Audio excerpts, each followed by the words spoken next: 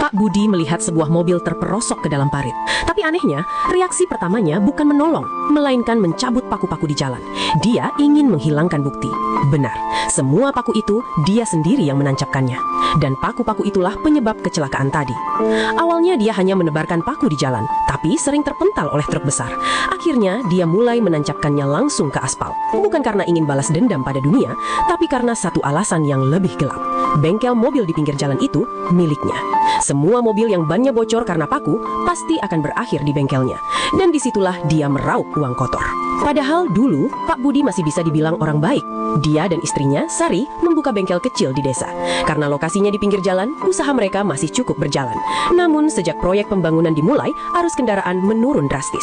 Bengkel mereka kehilangan pelanggan dan setiap hari harus makan sambil menghirup debu dari truk proyek. Pak Budi akhirnya tak tahan. Dia mendatangi lokasi proyek menuntut ganti rugi dari bos kaya itu. Tapi proyek itu resmi, mana mungkin ada kompensasi? Dia mulai membuat keributan, bahkan tanpa sengaja menabrak anak si bos. Sang bos marah besar dan langsung melaporkannya ke polisi. Di kantor polisi, Pak Budi dimarahi habis-habisan. Proyek ini adalah harapan desa, dan dia hanya orang luar yang diminta tahu diri. Sial datang bertubi-tubi. Baru keluar dari kantor polisi, dia malah dipukuli oleh pemilik bengkel lain, Pak Wawan. Semua gara-gara beberapa hari sebelumnya, Pak Budi membantu mobil mogok di pinggir jalan. Masalahnya sederhana, cukup perbaikan kecil. Padahal Pak Wawan sudah hampir menipu pelanggan itu dengan harga sangat mahal. Kesempatan itu direbut oleh Pak Budi, dan dendam itu akhirnya dibayar hari ini.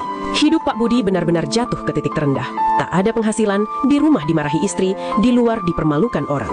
Dia mulai kehilangan harapan hidup, sampai akhirnya sebuah kesempatan muncul. Malam itu untuk pertama kalinya setelah lama sepi, bengkelnya kedatangan pelanggan. Ban mobilnya bocor tertusuk besi. Setelah selesai mengganti ban, Pak Budi melihat pelanggan itu tampak kaya. Dan karena sudah lama tak punya uang, dia nekat menaikkan harga. Dari yang seharusnya murah, dia menagih jauh lebih mahal. Meski pelanggan itu keberatan, demi menjaga gengsi di depan pacarnya, dia tetap membayar. Setelah merasakan uang lagi, Pak Budi merasa hidupnya kembali, seolah semuanya masih bisa diselamatkan. Lalu saat menatap patongan besi dari ban bekas itu, sebuah ide gila muncul di kepalanya. Setelah pergulatan panjang dalam pikirannya, akhirnya kebutuhan hidup mengalahkan hati nurani.